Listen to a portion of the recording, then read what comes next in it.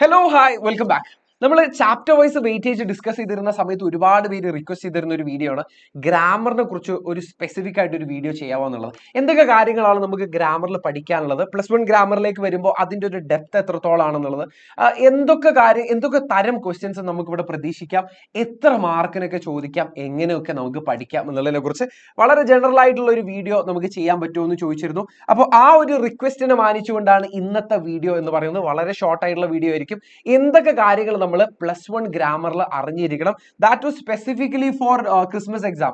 ഈ ഒരു ക്രിസ്മസ് എക്സാമിന് നമ്മൾ എക്സാം ഹാളിലേക്ക് പോകുന്ന സമയത്ത് എന്തൊക്കെ ഗ്രാമർ പോർഷൻസ് നമ്മൾ പഠിച്ചിരിക്കണം, എന്തൊക്കെ തരം ക്വസ്റ്റ്യൻസ് നമുക്ക് അവിടെ പ്രതീക്ഷിക്കാം എന്നുള്ളതാണ് ഇന്ന് ഞാൻ സിമ്പിൾ ആയിട്ട് പറഞ്ഞു തരുന്നത്.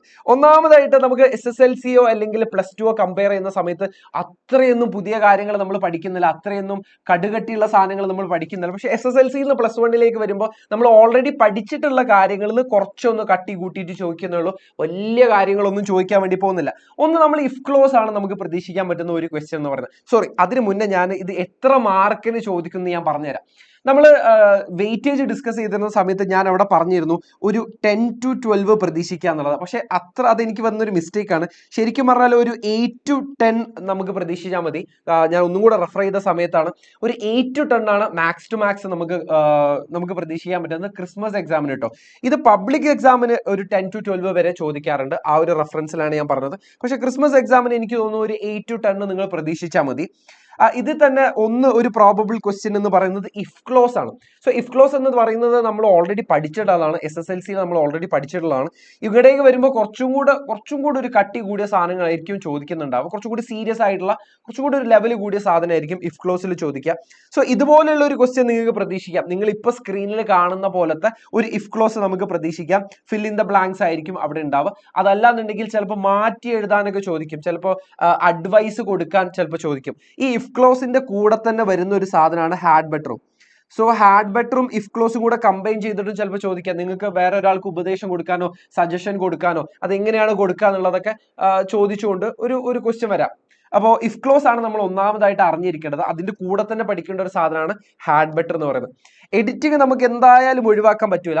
സോ ഇഫ് ക്ലോസിൽ നിന്ന് നമുക്ക് ഏകദേശം ഒരു 2 മാർക്ക് പ്രതീക്ഷിക്കാം ഇഫ് ക്ലോസിൽ നിന്ന്. എഡിറ്റിംഗിന്റെ കേസിലേക്ക് വരുമ്പോൾ ഇവിടെ 4 മാർക്കിനായിരിക്കും ചോദിക്കുന്നത്. ഏറ്റവും കൂടുതൽ മാർക്ക് ചോദിക്കാൻ സാധ്യതയുള്ള ഒന്ന് എഡിറ്റിംഗും അത് കഴിഞ്ഞ് റിപ്പോർട്ടഡ് സ്പീച്ചുകളും. സോ എഡിറ്റിംഗിൽ ഇതുപോലെ തന്നെ നമ്മൾ 10ാം ക്ലാസ്സിൽ ചെയ്തിരുന്ന പോലെ തന്നെ താഴെ ഇങ്ങനെ മാർക്ക് ചെയ്തിരുന്നില്ല. ഫോർ എക്സാമ്പിൾ ഇതിലുള്ള ഒരു മിസ്റ്റേക്ക്, ഒരൊറ്റ മിസ്റ്റേക്ക് ഞാൻ കാണിച്ചു തരാം.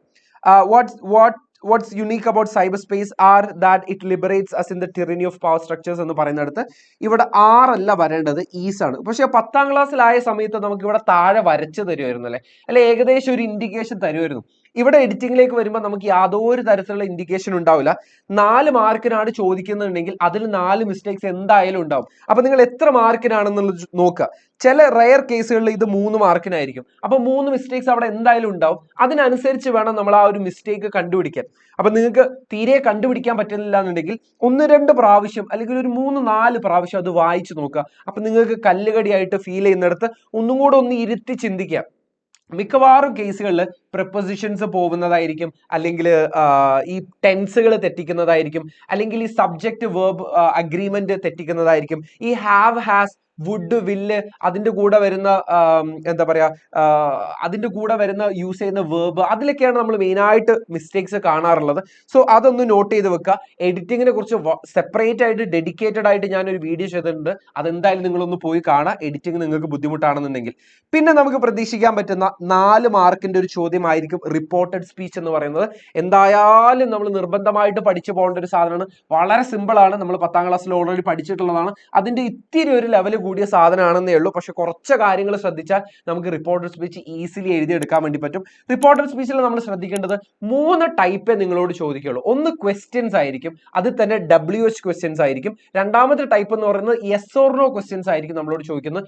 മൂന്നാമത്തെ ടൈപ്പ് എന്ന് പറയുന്നത് ഈ ക്വസ്റ്റ്യൻസിന്റെ റിപ്ലൈ അല്ലെങ്കിൽ ഒരു സ്റ്റേറ്റ്മെന്റിനെ എങ്ങനെ നമുക്ക് ഇൻഡയറക്റ്റ് സ്പീച്ചിലേക്ക് മാറ്റി എഴുതാം. ഇങ്ങനെ 3 ടൈപ്പേ നിങ്ങളോട് ചോദിക്കുള്ളൂ മിക്കവാറും കേസുകൾ. മിക്കവാറും ഇതുപോലെ ഒരു ഡയലോഗ് ഒക്കെ തന്നിട്ട് എന്താണ് മിസ്റ്റർ ഗുപ്ത ഗുപ്ത പറഞ്ഞത്, എന്താണ് ചോദിച്ചത്, എന്താണ് മാഗി കൊടുത്ത റിപ്ലൈ, അതുപോലെ തന്നെ നമ്മൾ 10ാം ക്ലാസ്സിലൊക്കെ ചെയ്ത പോലെ തന്നെ ആയിരിക്കും ഇവിടെയും ക്വസ്റ്റ്യൻസ് വരിക. സോ റിപ്പോർട്ടഡ് സ്പീച്ച് കഴിഞ്ഞാൽ പിന്നെ പ്രോബബിൾ ആയിട്ടുള്ള ഒരു സാധനമാണ് ഈ കൊഹിസീവ് ഡിവൈസുകൾ എന്ന് പറയുന്നത്. കൊഹിസീവ് ഡിവൈസുകൾ എന്ന് വെച്ചാൽ പേടിക്കാൻ മാത്രമൊന്നുമില്ല, നമ്മൾ സാധാരണഗതിയിൽ ഒരു വലിയ സെന്റൻസിനെ ഒട്ടിച്ച് ചേർക്കാൻ യൂസ് ചെയ്യുന്ന ചെറിയ ചെറിയ വേർഡുകളില്ലേ, but, more over, also, if so, അല്ലെങ്കിൽ എന്താ പറയാ, നെവർദലെസ് എന്നൊക്കെ പറയുന്ന ചെറിയ ചെറിയ വേർഡുകളെ ഒട്ടിച്ച് ചേർക്കാൻ യൂസ് ചെയ്യുന്ന വേർഡ്സിനെയാണ് നമ്മൾ കൊഹിസീവ് ഡിവൈസുകൾ എന്ന് വിളിക്കുന്നത്. സോ കൊഹിസീവ് ഡിവൈസ് ഒരു 2 മാർക്കിനൊക്കെ ചോദിക്കുള്ളൂ. പക്ഷെ ഇഫ് ക്ലോസ് അല്ലെങ്കിൽ കൊഹിസീവ് ഡിവൈസ് ആണ് സാധാരണഗതിയിൽ ചോദിക്കാറുള്ളത്. സോ ഓൾ ടുഗദർ നമുക്ക് ഒരു 8 to 10 നിങ്ങൾ പ്രതീക്ഷിച്ചാൽ മതി, എല്ലാം കൂടെ ചേർത്തിട്ടാട്ടോ ഞാൻ പറയുന്നത്. അതല്ലാതെ നിങ്ങളോട് ഈ പറഞ്ഞ 4 ഏറ്റവും മെയിൻ ആയിട്ടുള്ളത്. ഒന്ന് ഇഫ് ക്ലോസ് ആണ്, അത് കഴിഞ്ഞാൽ എഡിറ്റിംഗ്, റിപ്പോർട്ടഡ് സ്പീച്ച് അല്ലെങ്കിൽ കൊഹിസീവ് ഡിവൈസ്. ഈ 4 ക്വസ്റ്റ്യൻസ് ആണ് ഏറ്റവും ഇമ്പോർട്ടന്റ് ആയിട്ട് നിങ്ങൾ പഠിക്കേണ്ടത്. അതല്ലാതെ ഇടയ്ക്ക് ഹാഡ് ബെറ്ററിന്റെ ചോദിക്കാറുണ്ട്, സജഷൻസ് ഓർ അഡ്വൈസ് ഒക്കെ കൊടുക്കുന്ന സമയത്ത് ഹാഡ് ബെറ്ററും ഇഫ് ക്ലോസും കൂടെ ചേർത്ത് ചോദിക്കാം. അതല്ലെങ്കിൽ ഓക്സിലറി വെർബ് പോലെയുള്ള ക്വസ്റ്റ്യൻസ് വരാം, ഹാവ്, ഹാസ്, ഷുഡ്, കുഡ്, ഇങ്ങനെയുള്ള ഓക്സിലറി വെർബിന്റെ അപ്രോപ്രിയേറ്റ് യൂസ് എങ്ങനെയാണെന്നുള്ളത് കാണിച്ചുകൊണ്ടുള്ള ക്വസ്റ്റ്യൻസ് ചോദിക്കാറുണ്ട്. പിന്നെ പ്രപ്പോസിഷൻസ് മിക്കവാറും കേസുകളിൽ എഡിറ്റിംഗ് തന്നെ വരും. ഇനി അതല്ലാന്നുണ്ടെങ്കിൽ ചിലപ്പോൾ ഒരു 2 മാർക്കിന് സെപ്പറേറ്റ്ലി ചോദിക്കാം പ്രപ്പോസിഷൻസിന്റെ. സോ ഇത്രയേ ഉള്ളൂ നമ്മുടെ +1 ഗ്രാമർ എന്ന് പറയുന്നത്. പഠിക്കാൻ എളുപ്പമാണ്. ഇതിന്റെ സെപ്പറേറ്റ് ആൻഡ് ഡെഡിക്കേറ്റഡ് വീഡിയോസ് ആണ് ഇനിയുള്ള ഓരോ ദിവസങ്ങളിലും വരുന്നത്. So stay tuned. നിങ്ങൾക്ക് അത് നിർബന്ധമായിട്ടും വേണ്ടതാണ്. ഇതിന്റെ ഒരു പ്രാക്ടീസ് ഇല്ലാതെ നമ്മൾ എക്സാം ഹാളിൽ പോയി കഴിഞ്ഞാൽ ഇതിനൊന്നും ഉത്തരം എഴുതാൻ വേണ്ടി പറ്റില്ല. നമ്മൾ ഒരുപാട് സമയം പോകും. മോർ ഓവർ നമുക്ക് ഈസിലി മാർക്ക് സ്കോർ ചെയ്യാൻ പറ്റുന്ന ഒരു ഏരിയയാണ് ശരിക്കും പറഞ്ഞാൽ ഗ്രാമർ എന്ന് പറയുന്നത്. നമുക്ക് 4 മാർക്ക് കിട്ടാൻ കഷ്ടിച്ചൊരു 2 മിനിറ്റേ എടുക്കുള്ളൂ. സോ ഗ്രാമറിലുള്ള 1 മാർക്കും ആരും നഷ്ടപ്പെടുത്തരുത്. അപ്പൊ ഈ വീഡിയോ നിങ്ങൾക്ക് ഉപകാരപ്പെട്ടിട്ടുണ്ടെന്ന് ഞാൻ വിശ്വസിക്കുന്നു. ഓൾ ദ വെരി ബെസ്റ്റ് മക്കളെ. Thank you.